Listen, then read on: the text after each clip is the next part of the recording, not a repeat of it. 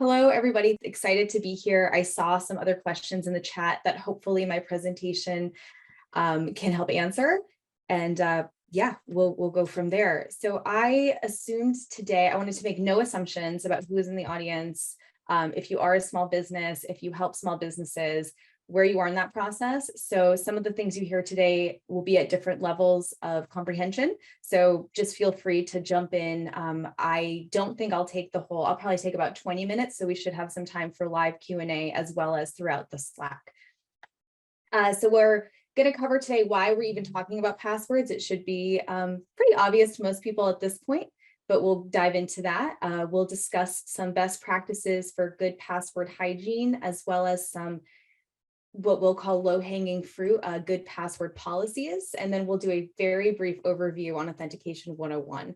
And then I'll just share a couple of quick resources that we have at the Cybersecurity Association. So as we know, we deal with many passwords every single day. A recent study by NordPass, which is a password manager, suggests, the data suggests that we have at least 100 passwords that we use in our personal and professional life. So this actually increased about 25% from 2019 to 2020, which should surprise nobody as we transitioned to living in more at home. But it really has provided a huge attack surface for folks who are trying to access our data and our systems and our operations. So the main methods or points of exploitation for credential theft include brute attack, various types of malware, leveraging reused passwords, and social engineering attacks. And as you can see, about 50% of these data breaches do utilize the credential theft. So brute force attacks, that's where these attackers, you'll probably hear this one talked about a lot. They are creating algorithms to test a bunch of random passwords. This was the method that was used in the Dunkin' Donuts breach. It's a little bit old at this point, but still very fascinating. They compromised about 20,000 user accounts from their customer loyalty application through the brute force algorithms that they created, that were created based off of other stolen credentials. Number two, that we'll talk about the malicious programs. So malware that can infect users and steal credentials. So this is often deployed through phishing, which I know we talked a little bit about earlier, and can also be what we call drive-by downloads, which is inserting malicious code into legitimate ads or websites. So it could come in the form of a text message or email, but it could also come when you click on something, all of a sudden you have that malware. One of the malware that people use to get your credentials is keylogging. So I'm sure we've all heard about keylogging. It was very popular. It's been very popular for years, but it was used in the Anthem breach that happened, again, about 8 years ago at this point, but have impacted 20 million people and is still highly used today. Reused passwords is not really a method, but it's certainly a tool that folks leverage. So if you're using the same password for multiple accounts, one of those accounts is compromised, they'll use what we call credential stuffing, which is basically throwing that password at anything. It's like throwing spaghetti at the wall and seeing what sticks, right? So that's exactly what credential stuffing is like. They'll throw that everywhere and they'll see if it's working with one of your other accounts. And lastly, phishing, the very obvious and popular topic of the day, I'm sure. But folks can elicit things through pretexting, which is also, when they call you, they pretend to be somebody else and they can get some of your login information and steal your credentials that way. So now we're going to talk about what you can do about it. So good password hygiene. We like to talk about what we can do and what's the easiest thing to do. So no surprise to everybody, I always love this graph or this table, that shows how long it will take for someone to crack your password using brute force. So as you can see, as you increase the length, it will get harder to do. And we talk a lot more now, not necessarily about passwords, but about passphrases. So a TV show you just watched, one of your favorite songs, etc., something that somebody might not know, you can use that. Obviously, we don't recommend using personal information. We see people's pets' names, we see birthdays, we see all sorts of important dates around the internet through our social media and other things. Not great to use those in your passwords.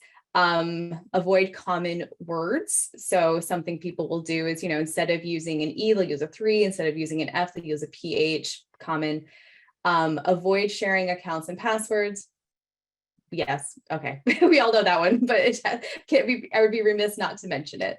And then, unique account, unique password. I think the last speaker spoke about this a little bit, Lisa, but, don't reuse those passwords. It will definitely get you in trouble.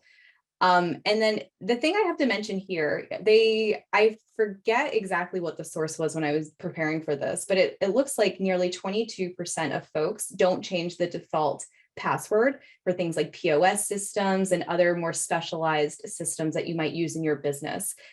So again, don't overlook those IoT passwords. Don't overlook anything when it comes to default passwords, because those will be easier to crack. They're designed to be easy to enter. And if you really want to streamline your good password hygiene, it's highly recommended that you do use password managers. So this came up, I know, at least a little bit in the Slack earlier. This is just a screenshot that I grabbed from PC Mag. Many of those companies, Consumer Reports, et cetera, Wired, will do regular evaluations of password managers. They became very popular, or I should say they became very widely spoke about in popular culture this year when LastPass had a few very high profile breaches. So everyone's talking about these, but despite those breaches, password managers are still seen as very good methods for streamlining your hygiene. You don't have to create your own passwords. They will create a random password for you. It's a great way to not reuse passwords because they're always there.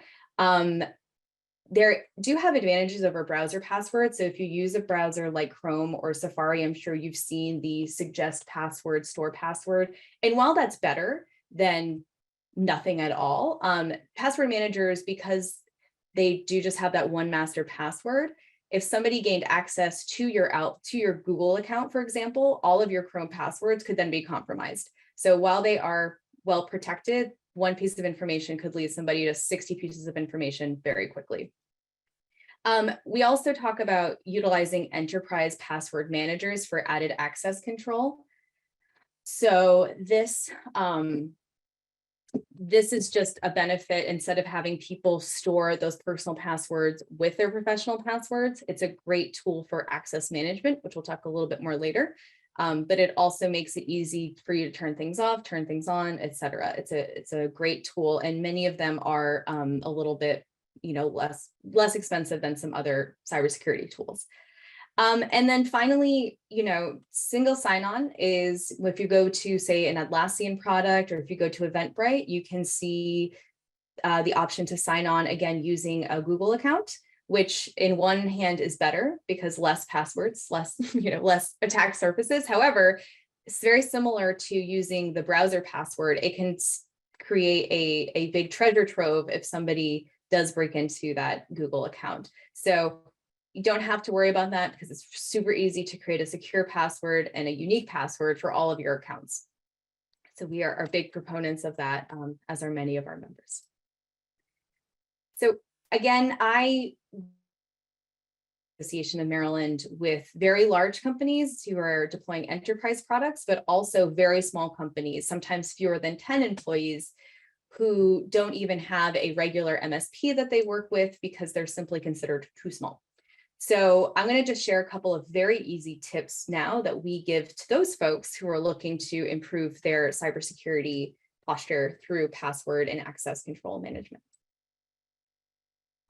So your default, any admin console, whether you're on Microsoft or Google or otherwise, there will be options to turn on rules for your entire enterprise, which could just be you and your 3 employees. So it's really easy for admins to manage this. You can enforce password length and strength. You can prohibit the reuse of these passwords. You can set expiration dates if this is something that's important to you. and you can require two-factor authentication. Now, I saw some commentary about this earlier, and that yes, employees will likely complain that they are having to now implement multi-factor authentication, that they have to keep changing their password. And so I'll go a little bit further into this when I talk about authentication, but every single cybersecurity decision that you make is a balance between your risk and your risk management strategy and your business goals.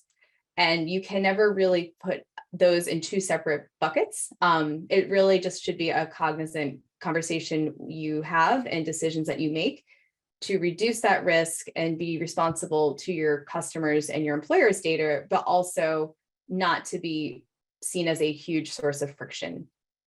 So we can go into that further, but I wanted to mention it here because I did see some conversations about that.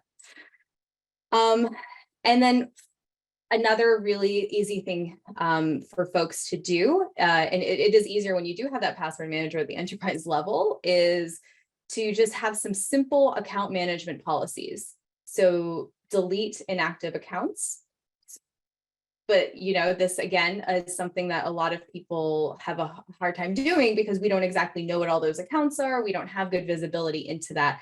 I saw this survey from passwordmanager.com that said 47% of past employees could access their employer's account still. Specifically, maybe they're subscribed to a journal that you want to read or something else like that, not necessarily operations based, but they were still using those passwords 6 months later.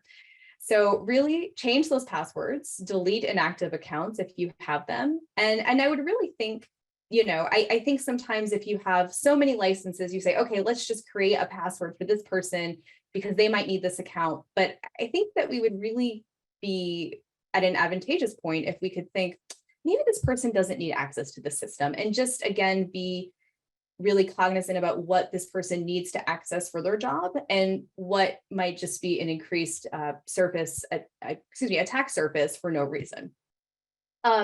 Change passwords to shared accounts, same idea. I know I don't want to go too far into shared accounts, but as a small nonprofit ourselves, we understand that sometimes the real world, you are sharing accounts with people. So again, if you have the one account, one password, you're going to be at a smaller risk for doing that. But when somebody does leave, make sure you do change those passwords. And then principle of least privilege, I'm sure we've already talked about, or we'll talk about throughout the day. But really, when you do create these accounts, make sure that if that person doesn't need admin privileges, they're not getting admin privileges.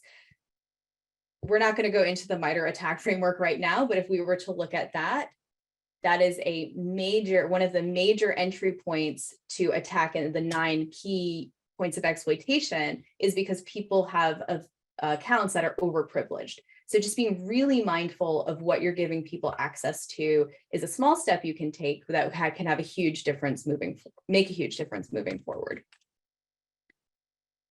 Lastly, we're just going to go over a few authentication principles.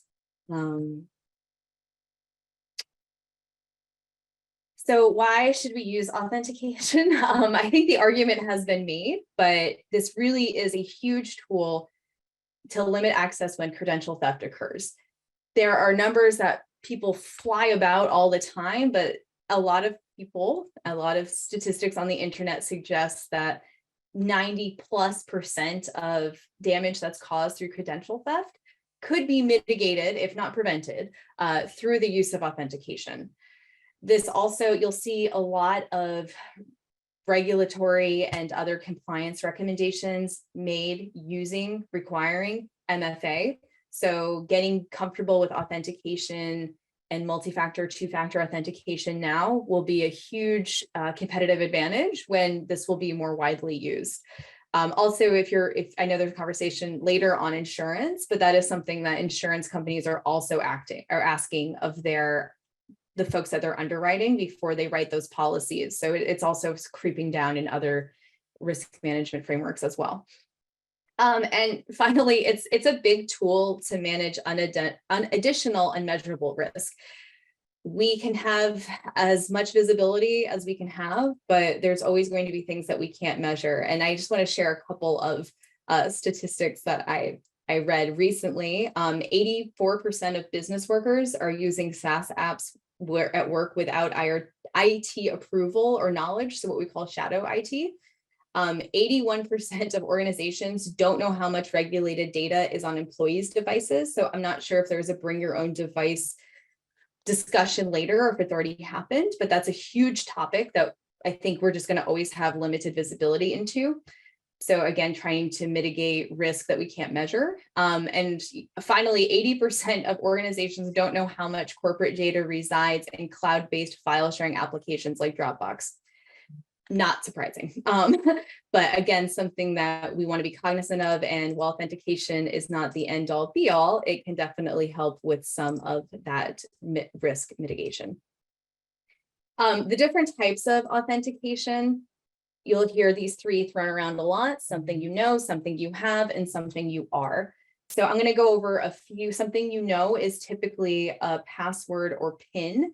I'm going to go over a few examples of the other types based on from least secure to kind of considered most secure. So, and I think the something you are is still, a lot of people are still figuring out how you can use biometrics as multi-factor. So I won't talk about that too much. But, you know, I'm sure we all have multi-factor engaged at some piece through our bank account, through our emails, through text message or email. So this is when they send you that code.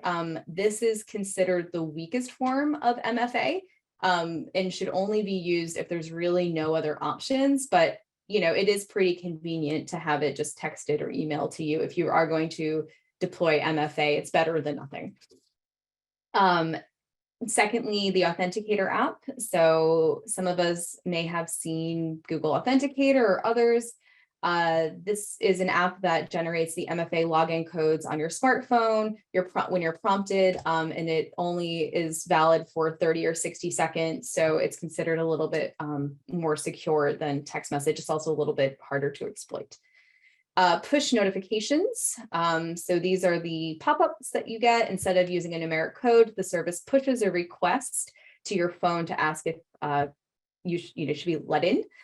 You'll see this pop up and you can approve the request or deny it if you did not initiate the authentication request. And finally, there is an authentication, which is called Fast Identity Online, or FIDO authentication. And this is what's considered the gold standard of multi-factor authentication by CISA, by NSA, and a lot of the federal and executive orders are coming down recommending FIDO gets implemented now, or at least planned for. The FIDO protocol is built into all major browsers and phones. It can use secure biometric authentication mechanisms. So this is where we are starting to get into facial recognition, fingerprint, or voice recognition, built on a foundation of strong cryptography. It also uses a physical key or physical device, a key, essentially an encrypted version of a key to your house. So these are going to be more widely implemented, but I did want to give a small preview of this moving forward. YubiKey. Okay, yes, great, great example. Excellent. Lastly, I know that we are calling in today from all over the world, but I do hope that you consider the Cybersecurity Association to be a resource for you moving forward, regardless of where you are. We have a couple of different tools to save money and additional resources on maintaining a strong security program and good cyber hygiene. And I did also want to just share my email and a quick shout out to our partners. And I guess we have some minutes for Q&A.